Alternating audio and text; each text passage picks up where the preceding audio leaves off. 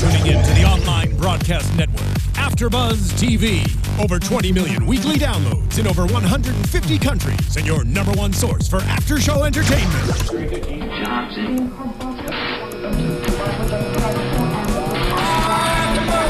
AFTERBUZZ TV, the destination for TV superfans, producing after-shows for over 300 of your favorite TV shows, interviewing celebrities and showrunners, and bringing you behind-the-scenes exclusives. All thanks to E! Entertainment's Maria Menounos, producer Kevin Undergaro, and internet leader Akamai.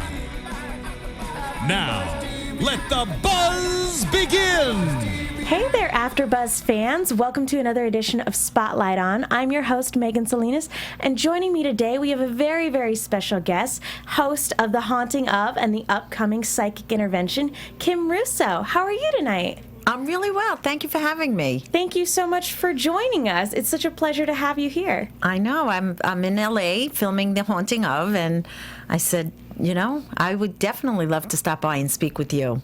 Oh, thank you so much. So tell us a little bit about The Haunting of, for maybe fans who haven't gotten it around to seeing it yet. Can you tell us a little bit about the series? Sure.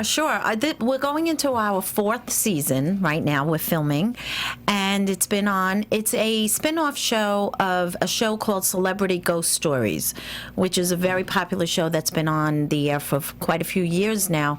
And each celebrity has a paranormal experience, and they bring me back to the place of the haunting, that whatever it is, if they saw an apparition, something held them down in their sleep, it's usually a terrifying experience that they had. And they call me in as the medium to try to explain to them, was it what they thought, or what was it?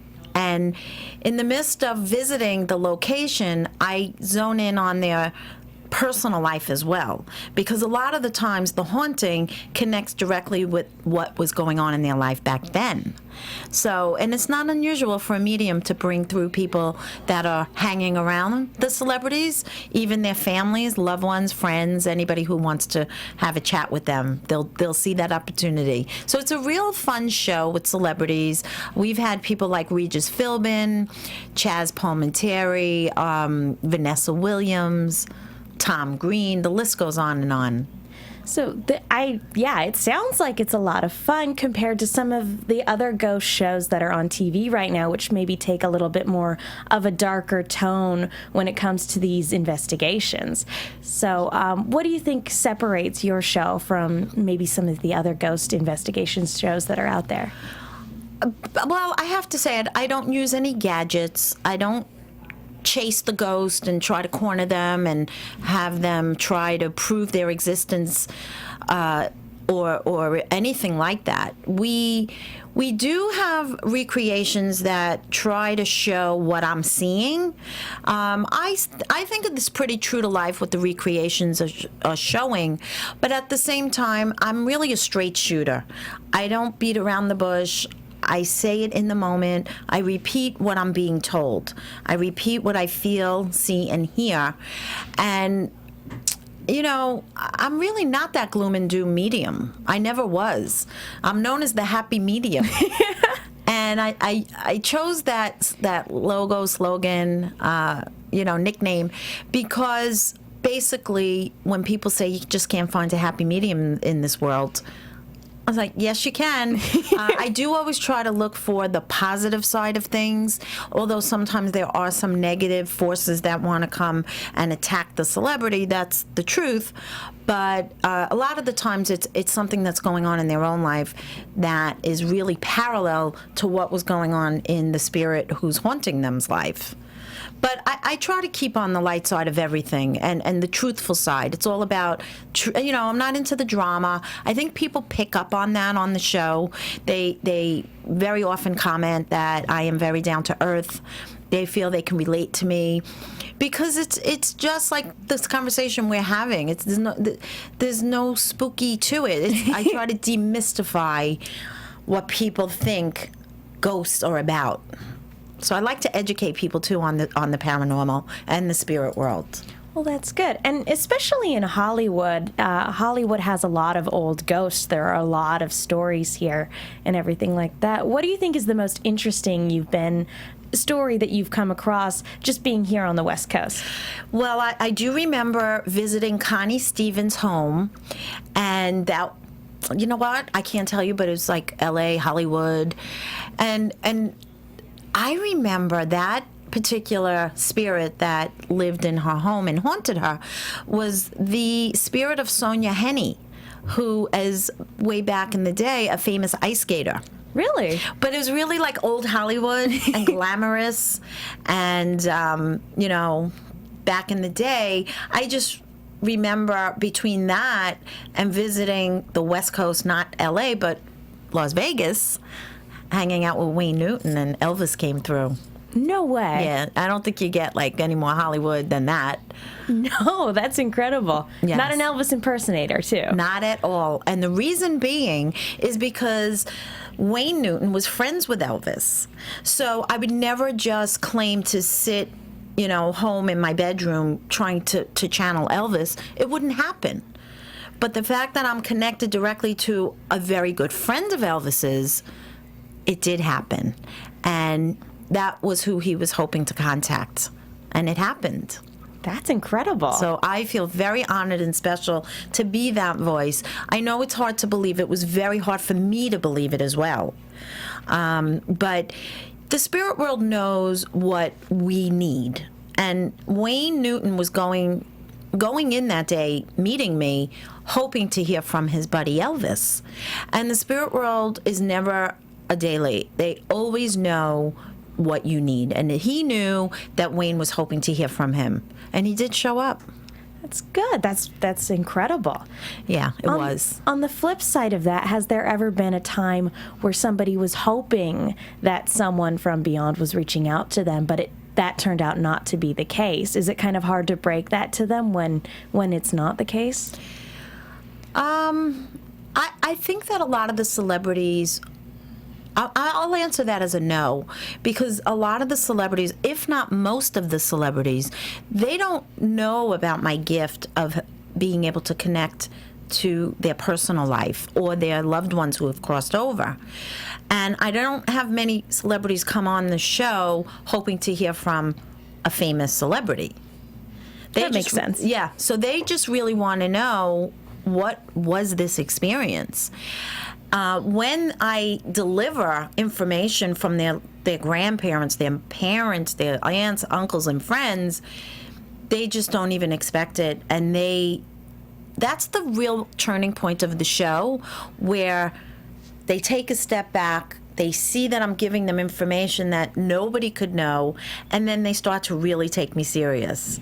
And I find that that's the moment they start to actually connect with me, and they're all ears at that point. I do. I think they think they're going on some kooky ghost hunt with a medium who maybe even a lot of them don't even know I'm a real medium. Some of them have said to me, "Are you just the medium for TV?"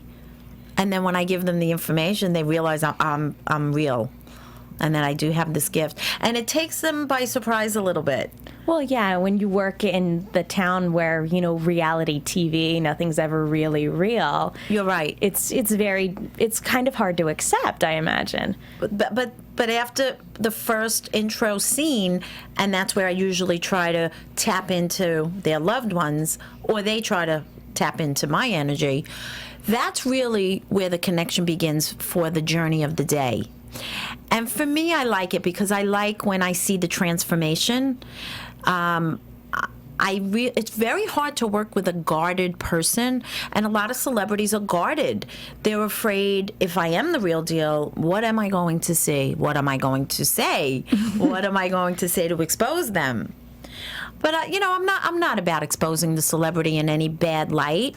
I'll only tell them, and if it's something they don't want aired, we won't air it. And that's good. That's fair, and that's completely understandable. Right, but it has to be a real experience for me. I don't know how to work any other way. I just don't. That's good. That gives the show an authentic feel. Then I feel people do see through that. Yes, and I wouldn't want it any other way.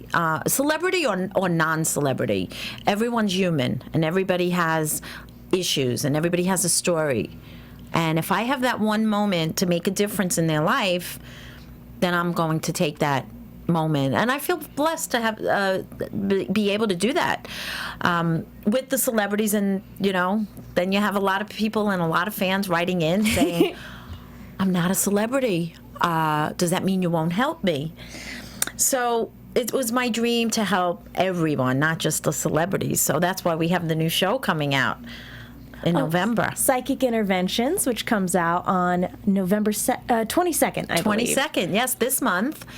And I'm so excited because in my private practice for over 20 years, I've helped just regular, ordinary citizens. Not just celebrities. Not just celebrities. And the nice part about this new show is they're real people with real problems. They're not as guarded. They're not as pretentious. Sorry, celeb. Some of them are, some of them aren't. I'll be honest. But I think I break that barrier when they see that they're talking directly to their loved ones. And that goes with anybody. It doesn't have to be a celebrity. It's really, like I said, just the human element. And the psychic intervention is a journey. We go on a journey, it's not a ghost hunt, though. See, that's the difference. I don't connect to the ghosts that are trapped or are earthbound. I kind of zero in right to the person's soul, the blueprint of their soul. What's causing their issues? Why can't... I'll give you an examples of some of the problems that some of the people have written into the show to try out and be, come on the show. And that I think we filmed 3 or 4. I can't...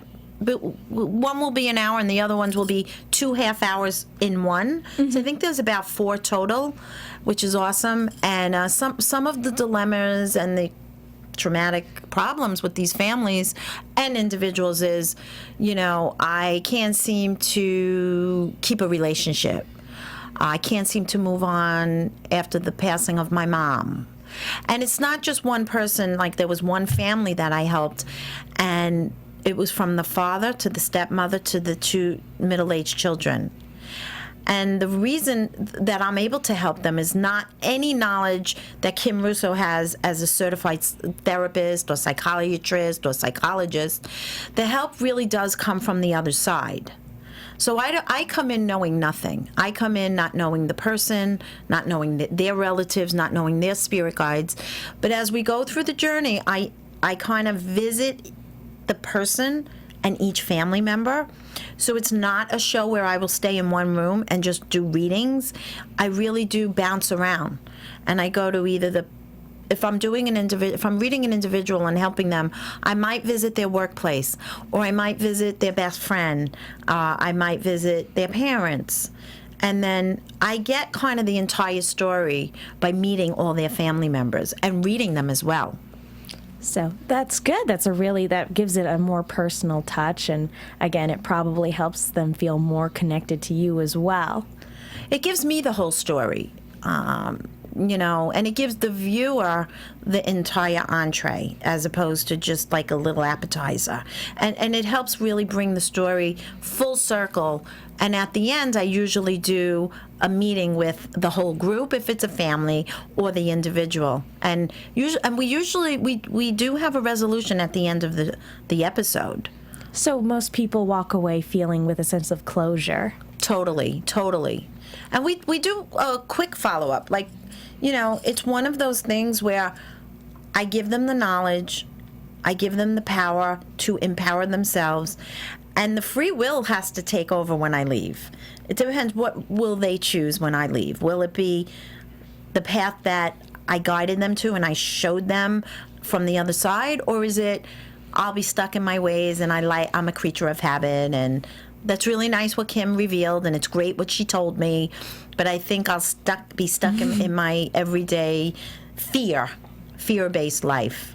So I'm hopeful. A few of them we've been following up with, and they're doing very well. If not all of them, I'm very happy to report that. So that's good to hear. Yeah.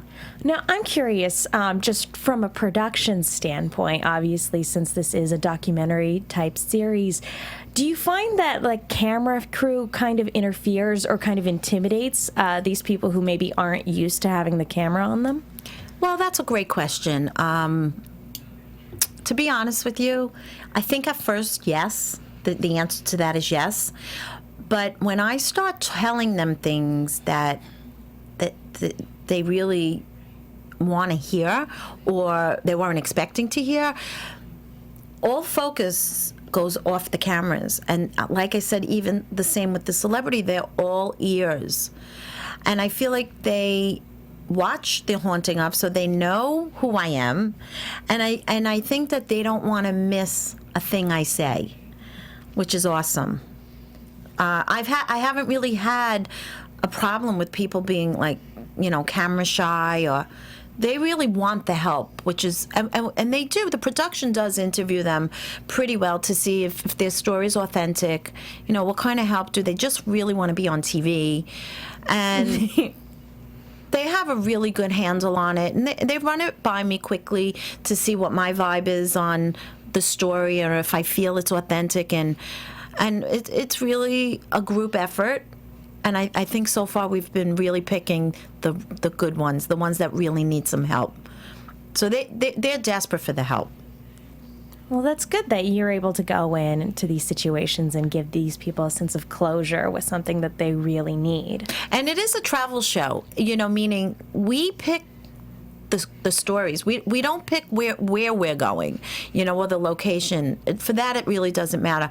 We pick the stories where we really feel my gift can help make a turnaround and really make a difference. So it's a travel show around the country. Maybe we will venture, international. I don't know yet. Where's the most interesting place you've gone so far? London. Really? Well, that's what the other show, The Haunting of, with Charles Shaughnessy. Do you remember him from The Nanny? Oh, yes. Mr. Sheffield. That was, we visited a haunted castle, a real castle. The real deal? The real deal. Oh. And I have to tell you, that's a medium's dream.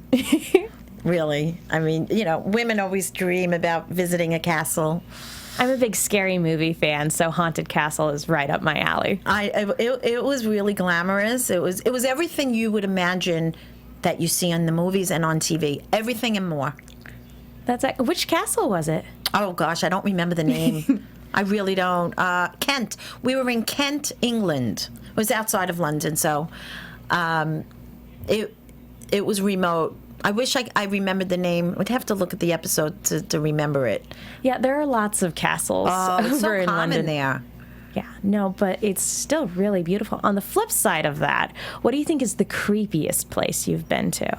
Hands down, the Penhurst Insane Asylum in Pennsylvania. Ew. So sad. It's a lot of souls were abused and tortured in that insane asylum. And a lot of the people that were admitted to that place years ago weren't even insane.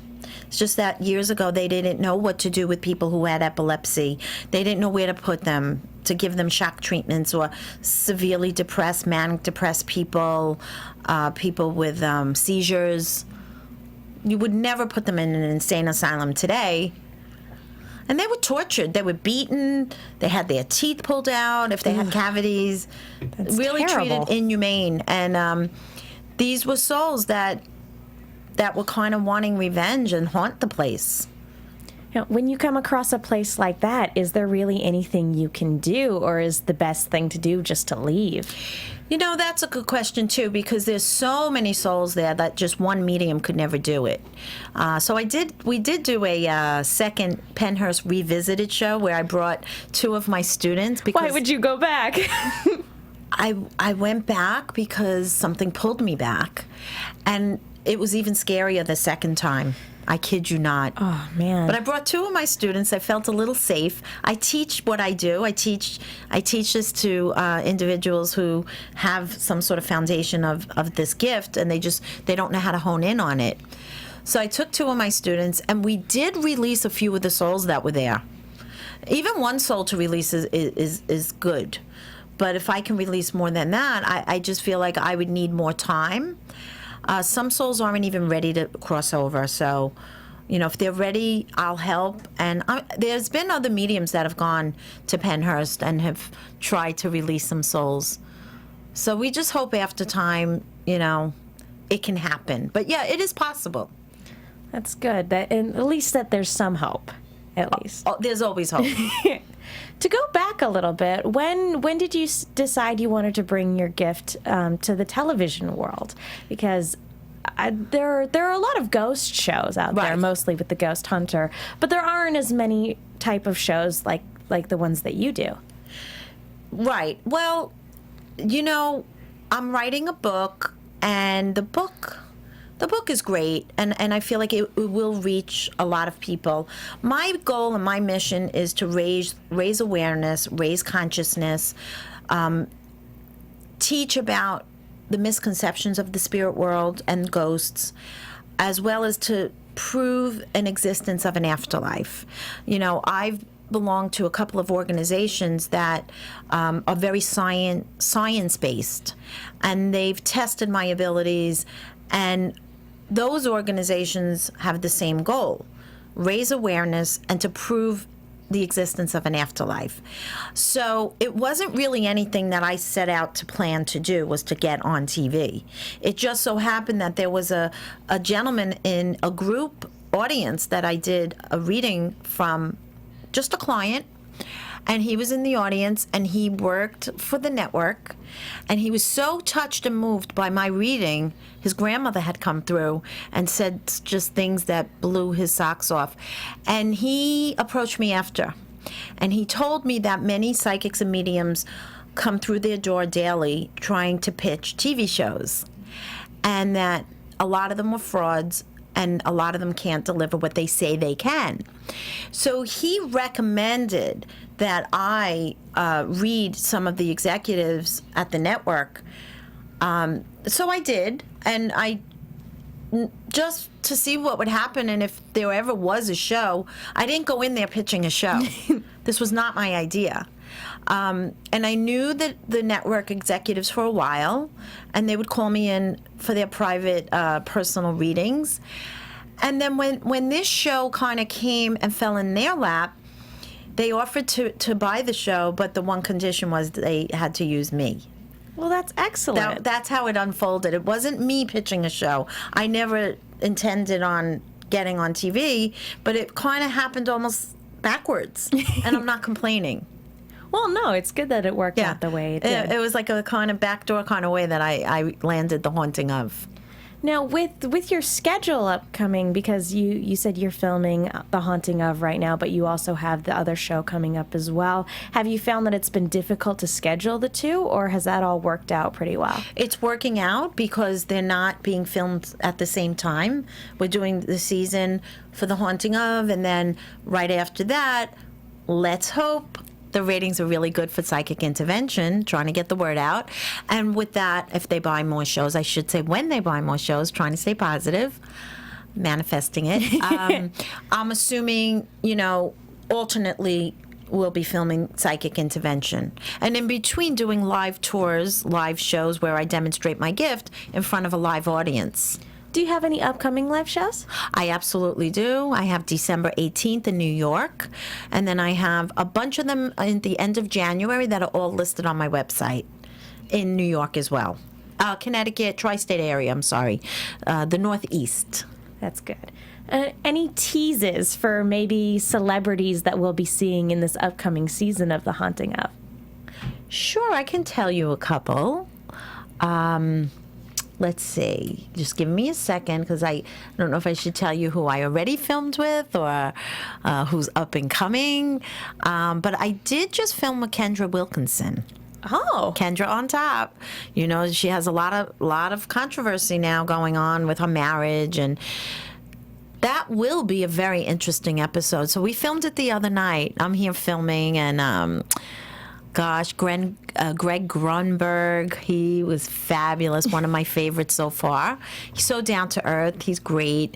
Ileana Douglas, she's fabulous. Just to name a few, we have 13 shows coming up. 13.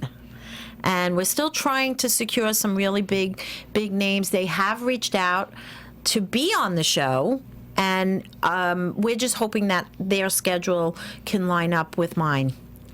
Now, obviously, you don't necessarily wish any paranormal experiences on anybody, but is there any celebrity where you would kind of hope that they would reach out because it would be fun to just talk to them? Maybe you're a fan. Yeah, there is. One of them's Matthew McConaughey. That would be great. Imagine.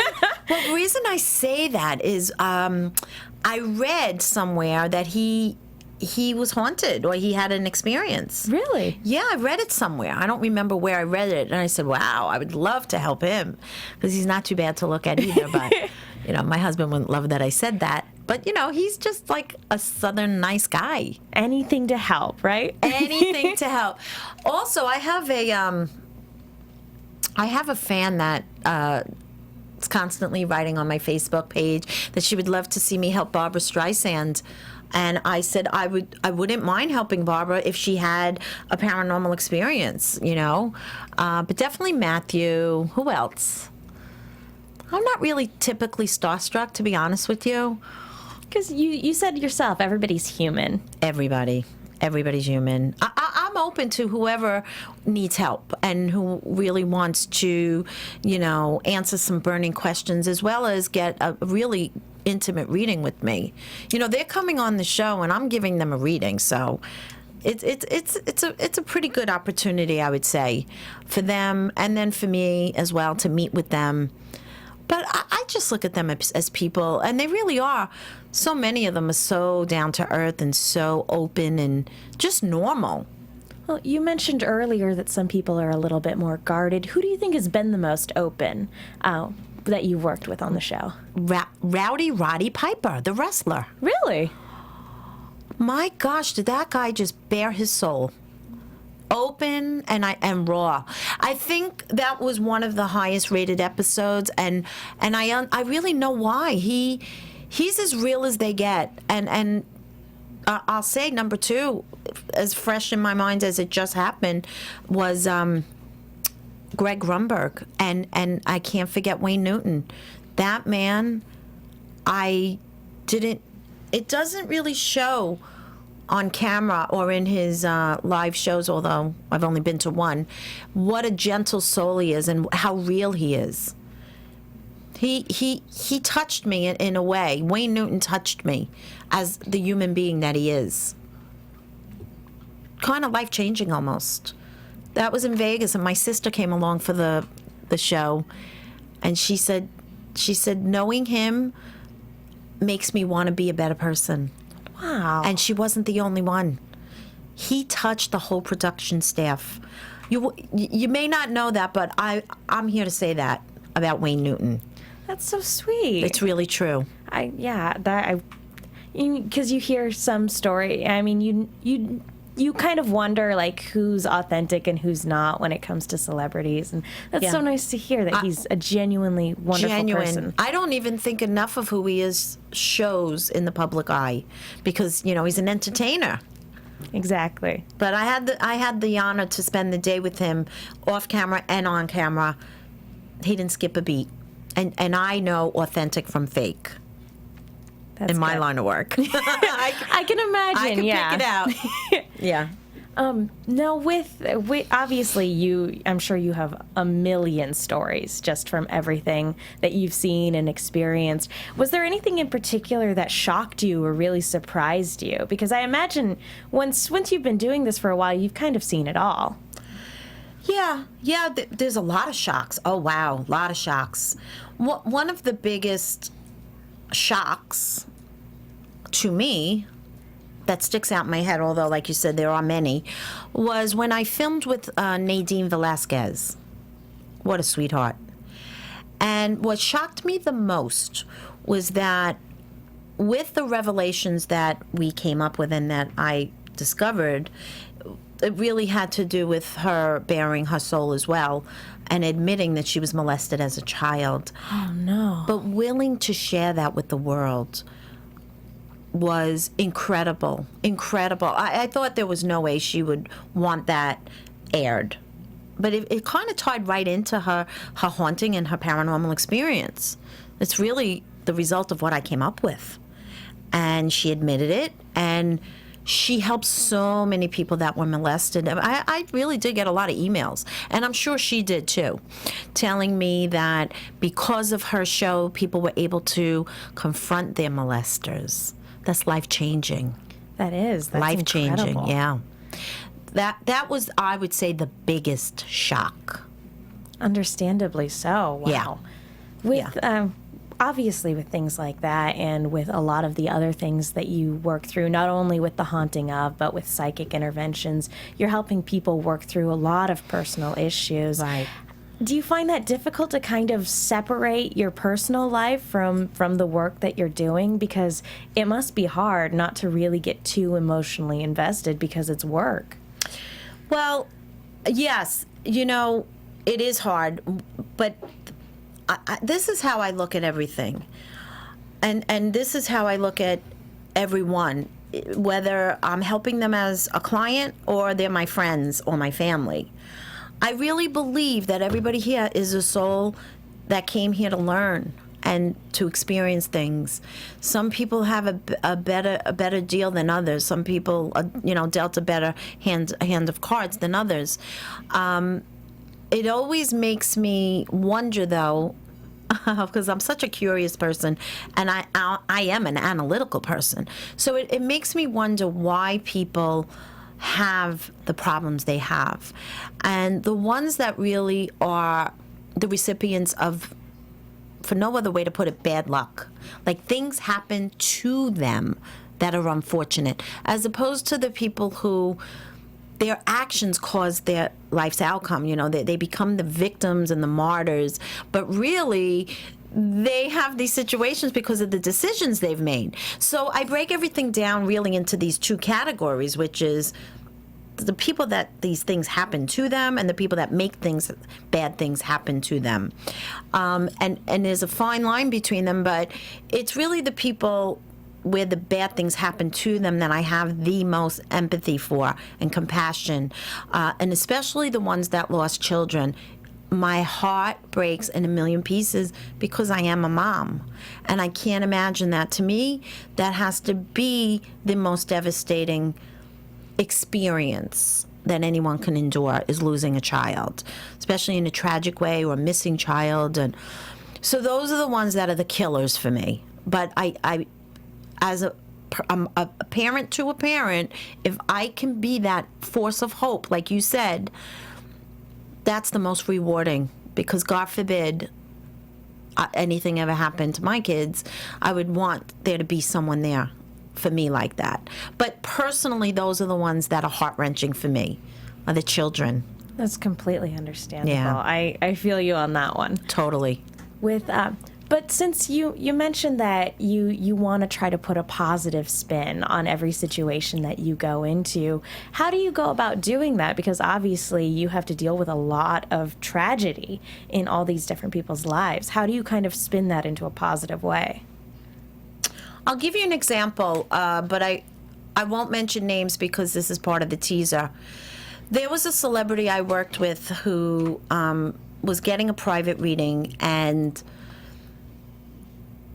their siblings showed up from the other world. So they had lost siblings. And it came through that had those siblings lived, that celebrity would not have come to this earth. They would not have been born. And their parent often says that. Mm-hmm. Like, we were stopping with this particular, it was a set of twins. Now, to me, as tragic as that is, it's a positive note for the celebrity. That it really helps you, if you can really understand why things happen. What's the reason behind this tragedy, if there is one? Sometimes I can pick up on what the reason is because I'm being told. So if you could really understand the whys, you can really accept it more. And that's what I mean by putting the positive spin. Not every outcome is positive, but if you can actually understand why, you can accept it better and you can understand it. And that's what I try to do. That's good. And try to see the glass as kind of half full. See the reason it happened, and don't always automatically go to the negative. And so many celebrities think that their experience was negative then, but in bringing them back there with me, it winds up being positive for whatever the outcome is, and for them to get the reading and get enlightened. And I'm a straight shooter. I'm truthful. If they really need to change something in their life and guard themselves from evil, which was the case with Fairuza Balk, her story wasn't pretty. I was really trying to find the positive there, but there wasn't many. But she was, tied up with the occult at one time, and that's not a secret. And she filmed a lot of occult-like movies, and she owned an occult shop at one time, and she kind of got involved with those types of people. Mm-hmm. I don't sugarcoat it. If it is that, I need them to know it so that they can really use the right tools to protect themselves and get out of that negative space. Yeah, so that's not all positive, but I just really want to give each ghost a fair spotlight, a fair share of their spotlight, to say it's not the story, it's not the true story. And so many of these trapped spirits want their story told.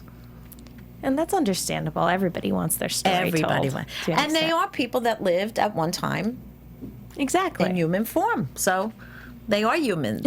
Exactly. They're just person. trapped humans, right? Yeah. And that's part of the show that everybody likes too, is that I give a voice to the spirits, not just to the living. That's good that you give them a way to kind of have their story told. I always say I work for both sides. Now, with obviously being on television and being in the public eye, you've obviously been able to bring your talents to a wide audience. Now, do you find that a lot of people have a lot of misconceptions about what you do as a result of that? I think that the people watching the show for the first time, I'd say, especially men, a lot of it's just what's been gotten back to me. I wouldn't say they don't believe. It's exactly what you just said. They don't know enough about the subject. And that goes for women too. People that watch and they try to debunk and they try to say that none of this is real, they really never had their own experience, And so they can only speak and speculate about it. But if, you'd be sure they may want to call someone like me if they saw a ghost standing at their bedside in the middle of the night, or tried to choke them in the middle of their sleep, or tried to hold them down, or follow them around. Whatever you see on TV is true. So it's really based out of fear that people don't know about this world. And like you said, Hollywood could really portray it in such a way that it just is all drama, and it's a lot of non-truths. So I really want to put the truth that there really is another dimension, and it's always around us. It's just invisible, but the frequencies are around us every day, every minute. You just have to have special receivers, like a medium, to interpret those frequencies. And I always like to compare it to like these TV monitors. There's these cable signals out in the atmosphere, and the receiver picks up the signal. And that's what I do. Do you ever have trouble tuning it out? Like maybe on days when obviously you're not on set, or you just maybe you're on vacation. Do you ever have trouble kind of turning it off? In the beginning, when I didn't know how to turn it off, I did. I thought I'd be going crazy. I had to actually learn how to set my boundaries, to set the time and the place.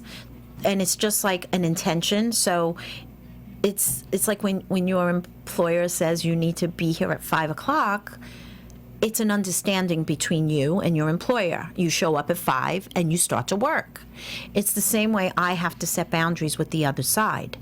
And it's when I shift my listening skills and I shift to listen, that's when I am all ears. So there's never really a lack of people that want to be heard, or frequencies. And it's really just when my intention is to start out to do a job, they know when I am all ears, and they know when I'm not all ears. It's that spirit that's able to get through when I'm not listening that's when I will listen to that spirit, because I know how much energy it took for that spirit to get my attention when I'm not listening. And then I know there's something important. It's like an alert. It's like a, emergency broadcast situation. It's an alarm going off. It truly is. And I will, it's happened on airplanes when I am not working, when I'm just commuting, coming back from visiting my mom in Florida. I've sat next to people, and it never fails wherever I go. People just, even if they don't know who I am and what I do, they tell me about the recent death in their life. It never fails wherever I go. So I am like a spirit magnet. I've accepted that. It's not a problem. I just really believe that you have to set boundaries, otherwise they will take over my life. And I can't allow that. No. So it's kind of like developing a sense of selective hearing, being able to tune it in and out. Well, it is, and it's really setting a boundary. So, I always compare it to like someone who, does hair or makeup for a living. You can't just have people come up to them and say, hey, could you do my makeup on the spot? You have to make an appointment. You have to make an appointment. It's just like what I do.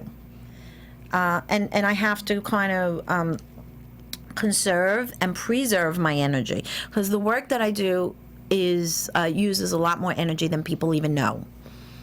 So I have to conserve my energy. Otherwise, I don't want to wind up getting sick.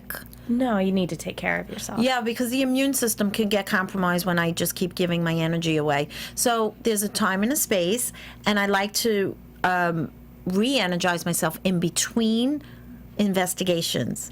So how do I do that? Whatever, take a me day. Go to the beach if I can, get a massage. That sounds like a great day. Meditate, have a me day, pamper. Now, since it is, like any job, it is exhausting. Yeah. What made you decide to kind of do it professionally? Because I believe before becoming a professional medium, you were a realtor. Yes. So why the change? Good question. It's supply and demand. Word was spreading like wildfire, and I was doing it for free while I was learning the language of spirit. I wouldn't charge anyone because I look at it like it was an internship. I wasn't really sure I was fluent in the language yet. I knew that I was able to tell people a certain amount of things, but I didn't know if it would always be there when I needed it to be. I didn't know if it would ever let me down, this gift. And so what I did was I gave readings for 1 whole year, kind of just testing it out and to see if every time I'd be able to do this. And it never failed, and it never stopped since then. And so much so that we had to kind of put in a second phone line. But I have to really tell you, this picked me. I didn't pick it. The TV show picked me. I didn't go out looking for it. So I've accepted this as my mission. I think there were some people that would say, oh, that's a bunch of bull. You're making a lot of money. Well, I'm not really making all that money. And it's not for the money. But like any other job, you get paid for your time. You get those skeptics out there. You get those people that are like, oh, she's full of crap. It's okay. It's just like anything else. I am honored that I was picked to be the voice, one of the voices. There's many good voices out there, many good mediums. Well, you mentioned the language of the job. Can you explain that a little bit more? Sure. Spirit does not speak in words like I'm speaking to you, although sometimes they do. Sometimes I hear it audibly like a whisper in my ear. But sometimes the way a spirit will communicate is like a game of charades. So that what they'll do is they'll show me certain symbols. So when I see my little white dog, I'll know that they had a little white dog who probably passed on. I have a lot of different symbols for a lot of different things. When I see the color gray around someone, that means they either are sick or they did die of like a terminal illness like cancer. There's a lot of different symbols I have. But sometimes the spirit will show me a movie, and it's as if I'm watching a movie replaying in my mind. And I'll watch the movie, and I'll get all these visions, and I'll just interpret what I'm seeing, hearing, and feeling. So it's really like an interpreter. speaking another language. That's all it is. But the language is not totally based on words. A lot of it's based on feelings and symbols and words. Do you find that makes it difficult to communicate or kind of interpret what's trying to be sent to you? Well, when someone spoke a different language while they were alive, maybe Spanish or, Italian or whatever, and I'm not familiar with that language, I find that spirit communicates by showing me the movie, as opposed to audibly giving me words that I wouldn't understand. So they're very clever in the way they communicate. But I've often found that the spirit who communicates with me is only as good as the way they communicated while they were alive. Sometimes the spirit will tell me something and they go beat around the bush to tell me one thing, but that's how they communicated in life. And then some people, like, journalists, broadcasters, or, people who just love to talk for a living, and they did that in life, they're the best communicators in death. So it really does depend on the personality that the spirit had while they were alive. People don't even know that. It makes sense, though. Yeah, it's not a one-size-fits-all. I've learned that early on. I said, wow, why are some spirits so clear in my ear and some are really just fuzzy and staticky? And I learned that. That's what I was told by my spirit guides was, well, Kim, there are some people that are easier to talk to than others in life, aren't there? And I went, oh, that was simple. Sure, you're right.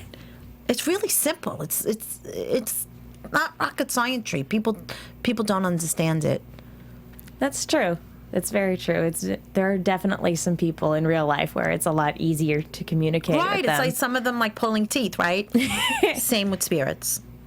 It makes complete sense. That's how it is. So we are running a little bit short on time. Do you have any other thoughts or any other teases that you would like to share about The Haunting Of for this next season?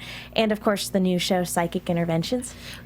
The Haunting Of is getting better and better. The better celebrities, bigger celebrities, not that anybody's better than the other, they're just really, this show is catching on in Hollywood, and celebrities are meeting me now and telling me that they are my biggest fan. Wow. And I am so honored and humbled. I feel weird, but I'm excited about that, because it helps get the word out.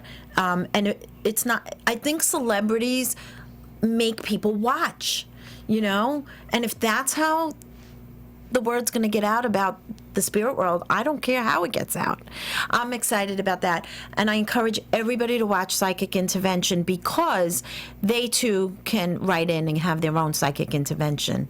This is definitely a show that I will be going around the country helping people that are really in desperate need. And it gives me a platform to be able to do that. That's great. And I have a lot of live shows coming up. People want to know if I do readings. That's probably the best bet for now, is to come see me at my live shows, and all of them will be listed on my website at kimthehappymedium.com. That's great. And just speaking of your website, is there anywhere else that fans can go if they want to find out more about you and about the work that you do? I'm very active on social media. Twitter, The Happy Medium is my handle. And my Facebook page, I don't know what offhand. I think it's Kim the Happy Medium, but you can find that on my website. I'm very active. I interact with my fans. I don't give readings over social media, but I do answer questions, and I do keep them updated, and I have newsletters that they can sign up for on my website. I really try every avenue to keep in close contact with everybody as much as I can. Well, thank you so much. We really appreciate having you come down here to sit and talk with us today. It was fun. Thank you for having me. Oh no, thank you. Anytime. If you're a fan of any AfterBuzz shows, feel free to come and let us know. I will. I will definitely do that. Thank you so much. All right. Well, thank you so much for tuning in, or thank you so much for coming in tonight, and thank you guys so much for tuning in tonight. I'm Megan. You can follow me on Twitter at @themenguin. That's TheMenguin, and hopefully we will see you guys next time. Bye. Bye. AfterBuzz TV. From executive producers Maria Menounos, Kevin Undergaro, Phil Svitek, and the entire AfterBuzz TV staff, we would like to thank you for listening to the AfterBuzz TV network. To watch or listen to other after shows and post comments or questions, be sure to visit AfterBuzzTV.com. I'm Sir Richard Wentworth, and this has been a presentation of AfterBuzz TV. The views expressed herein are those of the hosts only and do not necessarily reflect the views of AfterBuzz TV or its owners or principals. AfterBuzz TV.